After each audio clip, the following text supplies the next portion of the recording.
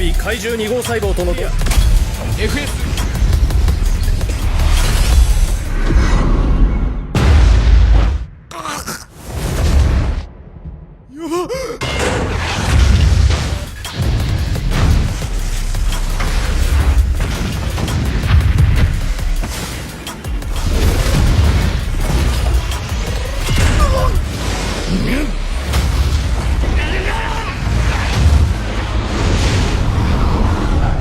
ようやく姿。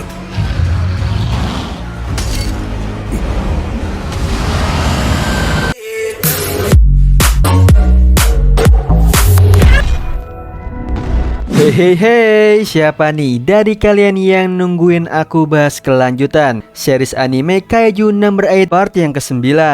Nah, yang belum nonton part sebelumnya bisa klik link di atas atau deskripsi di bawah. Di kelanjutan cerita kali ini kita akan diperlihatkan Kafka yang telah ditangkap dan dipindahkan ke markas pusat untuk diadili. Di sana Kafka diuji nih kekuatannya oleh Direktur Jenderal Pertahanan sekaligus ayahnya Kikoro, yang mana dia ini satu-satunya yang bisa menguasai ekstrak kekuatan dari Kaiju nomor 2 yang sangat overpowered. So yang penasaran langsung aja kita ke alur ceritanya.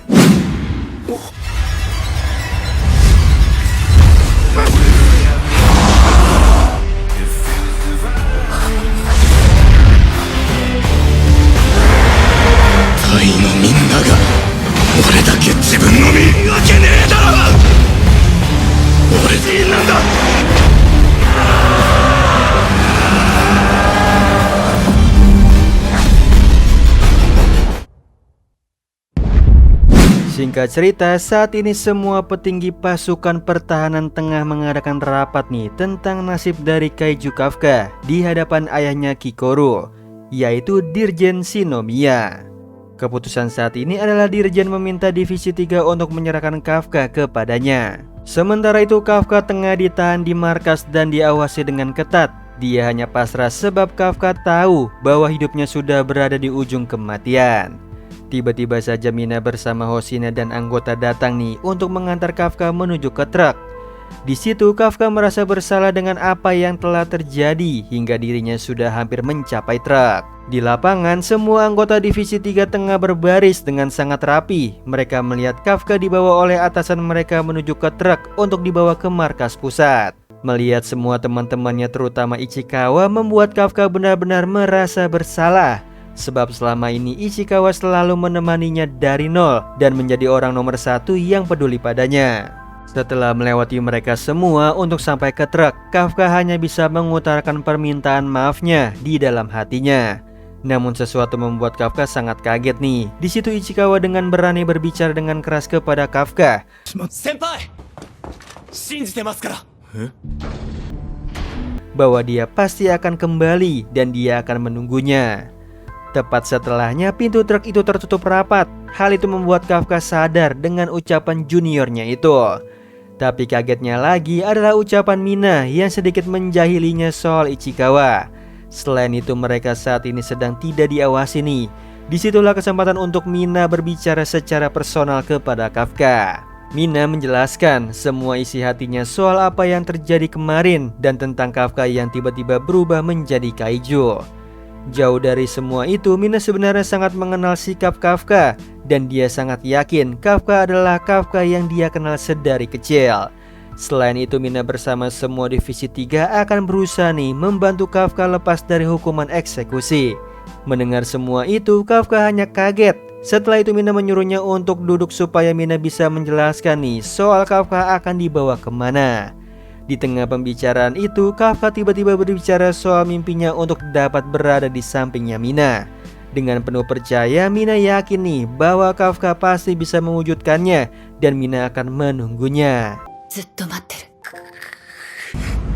Tidak lama kemudian, truk yang mengantar Kafka sudah mulai berangkat. Yang uniknya, Hoshina sempat melihatnya dan meminta semua Divisi 3 untuk memberikan hormat kepada Kafka dan Mina.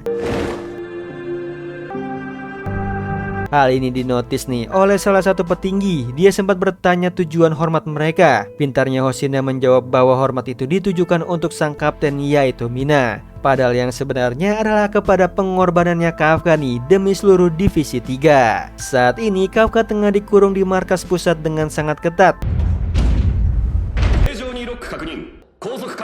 Di sisi lain, semua rekannya kini tengah khawatir nih soal Kafka, terutama Ichikawa. Mereka sangat yakin Kafka adalah seorang manusia dan bukanlah kaiju. Namun ucapan Haruichi sempat membuat semua temannya menjadi panik. Sebab menurut Haruichi, kaiju yang bisa berubah menjadi manusia merupakan sesuatu yang mengerikan. Tapi Haruichi juga dilema nih, sebab bagaimanapun juga Kafka adalah rekan seperjuangannya. Bukan hanya mereka yang khawatir, Mina juga. Tapi Mina berusaha untuk tetap mempertahankan Kafka dengan caranya sendiri. Bahkan Hoshina juga ikut kepikiran soal Kafka. Lalu rekannya bertanya nih kepada Hoshina soal Kafka. Di situ Hoshina sangat yakin bahwa Kafka pasti kembali, karena pria itu berutang tanding ulang dengan Hoshina.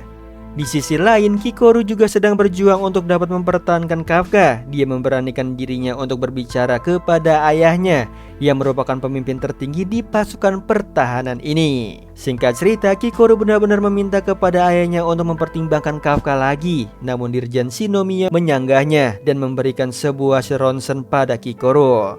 Melihat itu, Kikoru sangat kaget sebab bukti itu memperkuat bahwa Kafka adalah seorang kaiju. Selain itu, ayahnya juga memperjelas soal kaiju yang dulu pernah membunuh ibunya, Kikoru.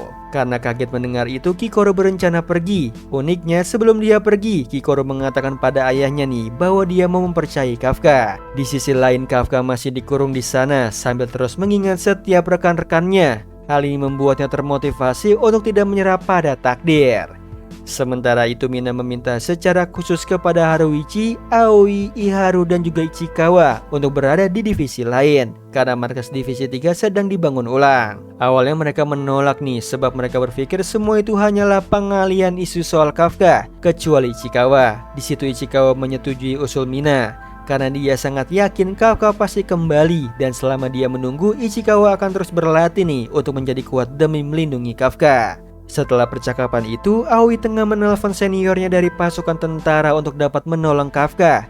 Hal ini tidak sengaja nih didengar oleh Haruichi. Alhasil dia meminta maaf padanya. Lalu Haruichi memutuskan untuk mengobrol sebentar dengan Aoi. Singkat cerita, Haruichi sempat kaget dengan sikap Aoi yang berusaha menolong Kafka sebisanya. Namun Aoi hanya menjawab bahwa Aoi pernah bilang padanya nih tentang dia tidak ingin kehilangan siapapun. Kembali ke Kafka, dia masih ditahan di markas pusat sambil mengingat semua perkataan Mina padanya hingga Dirjen Shinomiya datang. Melihatnya datang, Kafka berusaha berbicara padanya. Namun di situ Dirjen justru menyuruh petugasnya untuk melepaskan Kafka. Sialnya bukannya dibebaskan, justru Kafka menerima serangan dari Dirjen.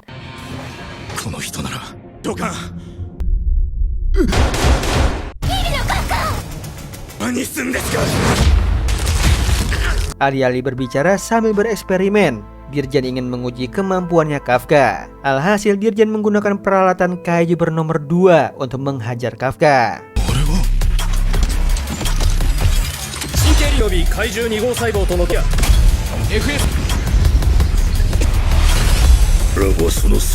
Ternyata di sini Dirjen benar-benar serius untuk menghajar Kafka. Bahkan dia tidak segan-segan membuat Kafka sedikit demi sedikit berubah wujudnya menjadi kaiju miliknya.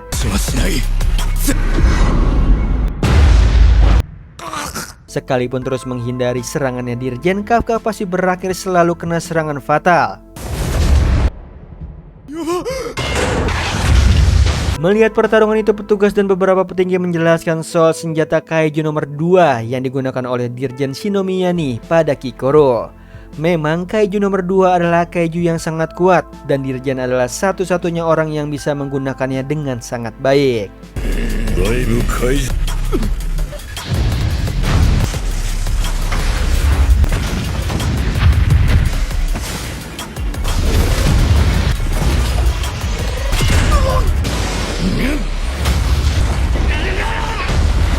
Secara tidak langsung, Kafka sendiri jadi paham soal kekuatan senjata kaiju bernomor setelah melihat Dirjen. Walaupun begitu, Kafka terus-menerus terpojok nih oleh serangan Dirjen Isao, hingga dirinya benar-benar berubah secara full dalam mode kaijunya.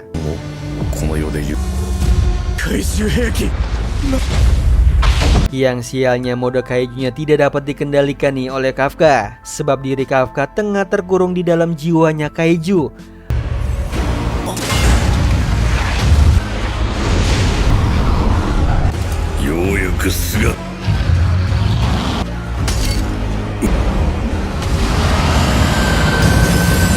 Bahkan dia bisa melihat kaiju yang berada di dalam tubuhnya. Sementara di medan pertempuran, Isao tengah mengalami kesulitan sebab dia harus bertarung melawan kaiju nomor 8 yang sesungguhnya, karena Kafka sudah dibelenggu oleh kaiju miliknya. Hal ini membuat Kikoro khawatir soal keselamatan ayahnya.